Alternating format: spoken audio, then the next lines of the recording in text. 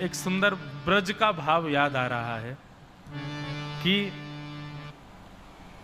कथा को विराम दें उससे पहले एक पद गावें। अब सती चरित्र हुआ है, महादेव की भूमि में बैठे हैं, तो श्री मलूक दास जी का एक बहुत सुंदर पद है। उस पद की विशेषता यह है कि महादेव का रूप धारण करके श्री ठाकुर जी बरसाने जाते हैं किशोरी जी से मिलने के लिए। बहुत सुंदर भाव में श्री मलूक दास जी महाराज ने उस पद को गाया है। ठाकुर जी विचलित हो रहे हैं कि कैसे जाऊं बरसाने किशोरी जी से मिलवे के काजे। तो ठाकुर जी ने अपना जोगी भेष धारण किया है। जैसे हमारे श्री दत्त भगवान का भेष है, जैसे हमारे महादेव का भेष है, वैसा भेष ठाकुर जी धारण करके जा रहे हैं और श्री मलूक दास जी महाराज उसका वर्णन कर रहे हैं। सब लोग ध्यान से श्रवण करो। और यही लीला भी है, पद भी है। इसी के साथ फिर कथा को विराम देंगे। बोलो नमः पार्वती पतये हर हर। जोगी रंग मीनाया, अच्छा श्रृंगी नाद बजाया। जोगी रंग मीनाया, अच्छा श्रृंगी नाद बजाया। महाराज जी एक बार हिमालय में हमारी और मलुकपीठ वाले महाराज जी की एक साथ कथा हुई। एक ही मंच पे हम भागवत करते थे, महाराज जी भक्तमाल। तब महाराज जी ने रात्रि 3 बजे मुझको ये पद श्री मलूक दास जी का प्रदान किया। इतना सुंदर भाव है। अभी सती चरित्र चल रहा था तो मैं सोचा महादेव को आज किस भाव से प्रणाम करें। तभी ये मन में आया कि महादेव को भी प्रणाम हो जाएगा, हमारे ठाकुर जी को भी प्रणाम, किशोरी जी को भी प्रणाम हो जाएगा। बहुत सुंदर भाव है। ठाकुर जी कैसा भेष बना करके जा रहे हैं बरसाने किशोरी जी से मिलने के लिए। जोगी रंग भीनाया, अच्छा श्रृंगी नाद बजाया। जोगी रंग भीनाया, अच्छा श्रृंगी नाद बजाया।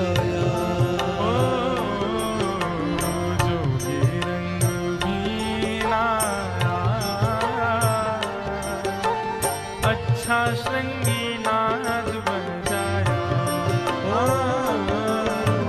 जोगी रंग भीनाया, अच्छा श्रृंगी नाद बजाया। ठाकुर जी ने सबरे अपने सखा बुलाए और सखान से कहने लगे, बोले भैया आज बरसाने जानो है श्री जी से मिलवे। पर ये सबरी सखी जो है कहा है मेरे रूप को जाने, मुझको मिलन ना देंगी। आज मैं रूप बदल के जाऊंगो। ग्वाल बाल बोले लाला कहाँ बन के जाएगो? बोले हमारे नंदगांव में ये आशीश्वर महादेव हैं, ऐसे ही बन के जाऊंगा मैं। तो सबरे ग्वाल बाल ठाकुर जी को महादेव के रूप में तैयार कर रहे हैं। आहा। तो कहते हैं बोले सबसे पहला श्रृंगार ठाकुर जी के ऐसे घुंघराले केश पकड़ करके और जटा बनाई, और जटा बना करके मधुमंगल बोलो लाला उनकी जटा में तो गंगा जी निकले, तेरी में तो कैसे निकलेंगी? बोले कछु तो कर। सो मधुमंगल मोतियों की लड़ लेकर के आया और ऐसी लड़ ठाकुर जी के जटा से यहाँ लगा करके नीचे की ओर छोड़ दी। आहा कितने सुंदर लग रहे हैं। मोतिन लड़ अलग गंगा, मानो जटा जूट में गंगा।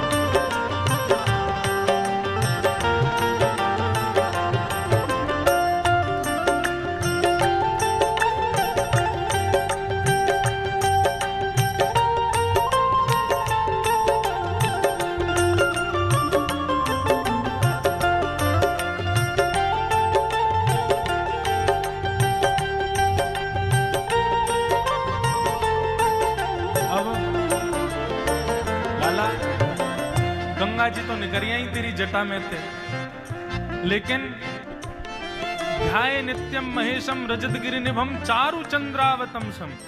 लाला महादेव तो चंद्रमा और धारण करें, वो कैसे धारण होएगो? तब तुरंत चंदन घिस करके महाराज चंदन को सबरो जल निकाल के सूखो चंदन, और वही चंदन को एक चंद्रमा बना करके ठाकुर जी की जटा पे चिपका दियो। ललाट में चंदन बिंदा मानो किए भूषण चंदा। ललाट में चंदन बिंदा मानो किए भूषण चंदा। अरे हाँ, ललाट में चंदन बिंदा मानो किए भूषण चंदा। ललाट में चंदन बिंदा मानो किए भूषण चंदा। अरे हाँ, मानो किए भूषण चंदा। मानो किए भूषण चंदा। अरे हाँ, जोगी रंग भी नाया, अच्छा श्रृंगी नाद बजाया। जोगी रंग भी लाया अच्छा श्रृंगी नाद बजाया। जोगी रंग भी नाया, अच्छा श्रृंगी नाद बजाया। जोगी रंग भी लाया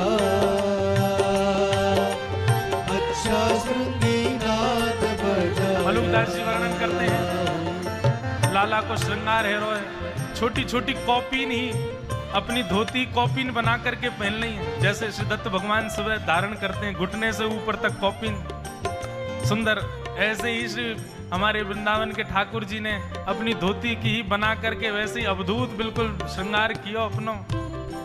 ठाकुर जी बोले अरे ये गले में सर्प कहाँ से आएगा? मधुमंगल श्रीराम बोले बता लाला, वन में तो पकड़ के लाए अभी। ठाकुर जी बोले मैं तो चित्र में हूँ, देख लूँ तो मुझको तो डर लगे आवे, गले में पहन के इसके जाऊंगो। बोले काम कर, बोले कहा? बोले गैयान के पामन को बांधवे की जो दोहनी है ना, जे गोवर और रज में सन के सर्प जैसी है, जय को पहना दे मेरे गले में। और ठाकुर जी ने गले में महाराज एक सुंदर दोहनी बांध ली, हाथ में दोहनी बांध ली, कमर में दोहनी बांध ली, बिल्कुल महादेव जैसे तैयार भये। ग्वाल बाल बोले लाला महादेव तो भस्म लगामे, वो चिता की भस्म लगामे, अब भस्म कहां से लेके आमे तेरे काज? ठाकुर जी बोले तू मलियागिरी चंदन लगा दे, मैं वही को भस्म बना दूंगो। श्री मलुकदास जी वर्णन कर रहे हैं ठाकुर जी ने चंदन को भस्म कैसे बनाया। आहा, मलियागिरी भस्म ब्राजे मानो सुर डमरू बाजे। मलियागिरी भस्म गाजे मानो सुर डमरू बाजे। अब मलियागिरी चंदन होता है, मलियागिरी भस्म थोड़ी होती है। तब कुछ महाराज जी से मैंने प्रश्न किया, मैं महाराज जी ये भस्म कैसे बनी? तो कह रहे महाराज जी वर्णन कर रहे, बोले ठाकुर जी ने लगाया तो चंदन ही है, पर श्री जी से मिलने के लिए इतने तड़प रहे हैं कि उनके चित्त में व्याकुल रूपी अग्नि धधक रही है। और जैसे ही चंदन ठाकुर जी ने अंग पर लगाया तो श्री जी से मिलवे की व्याकुलता की जो अग्नि है, उस अग्नि ने चंदन को ही भस्म बना दिया है। तो अंग अंग पर मानो भस्म प्रकट हो गई। मलियागिरी भस्म ब्राजे कपोलन छवि आजे। मलियागिरी भस्म गाजे कपोलन छवि, अरे हाँ कपोलन छवि आवे।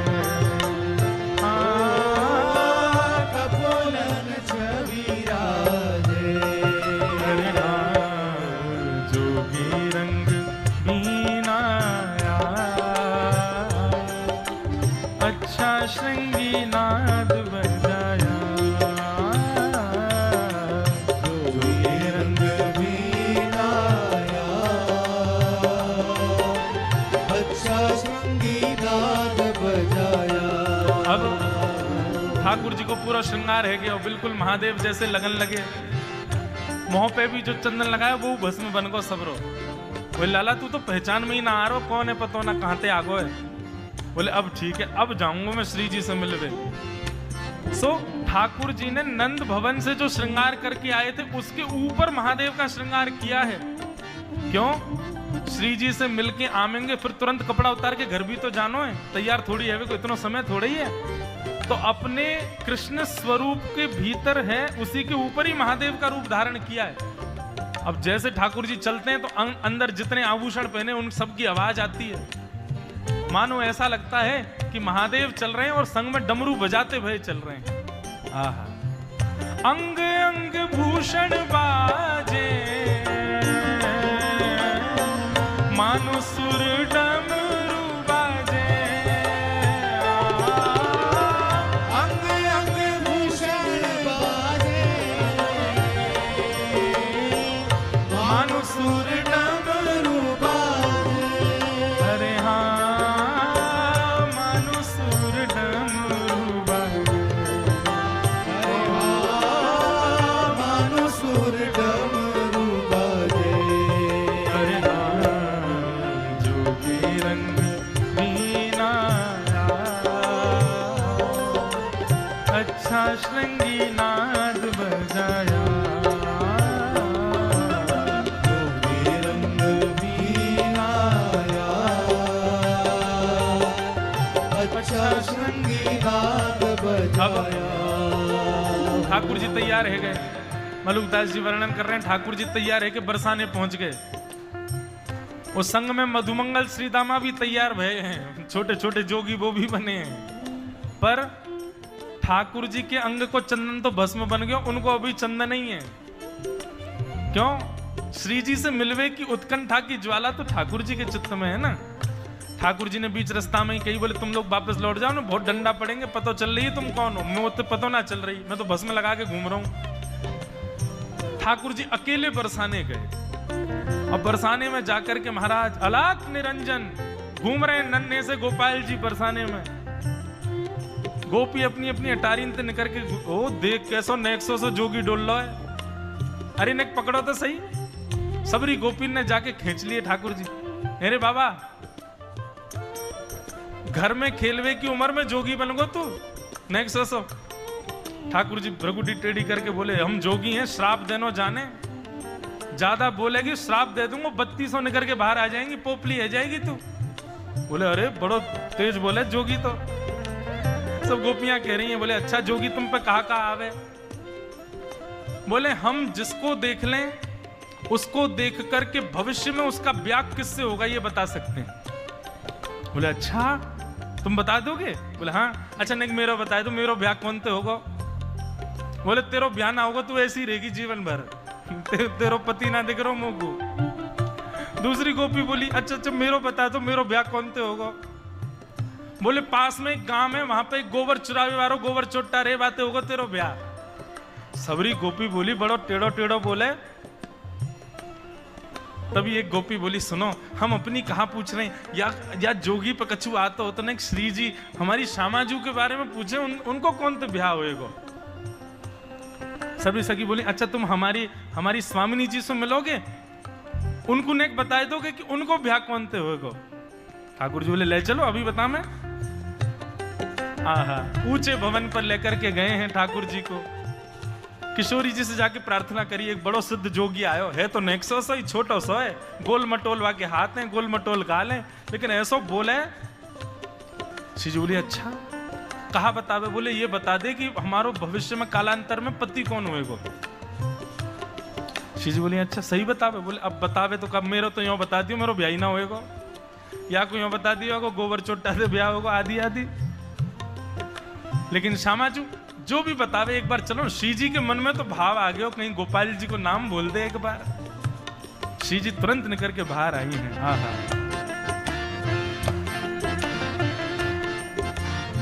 श्री जी को जैसे ही देखा है, सखीन ने जाकर के बोली, बाबा जी हमारी स्वामिनी जी हैं, इनके बारे में बता, इनको ब्याह कौन ते होएगो। ठाकुर जी बोले, ओहो ये तो बड़े महलन की हैं, इनको नेक पास ते देखना पड़ेगा मुझको, नेक मुझ पास ले जाओ। सबरी गोपी बोली, दूर ते ही रहियो बाबा, ज्यादा उछले मत। बोले नहीं देखो पतो करवाना हो तो पास ले जाओ, नहीं तो यहीं तो चलो जाऊंगा मैं। पास ले गए, बोले नेक और पास ले जाओ। बोले बाबा आप बस कर दे। बोले ले तो जाओ तभी तो दिखेंगे, इनके रो कूपन से मुंह को पता चलेगी कि कौन है इनको। आप बिल्कुल समीप ले गए और जैसे ही दाहिने में आकर के ठाकुर जी खड़े भये, बाम अंग में सोहे बाम भाग में प्यारी,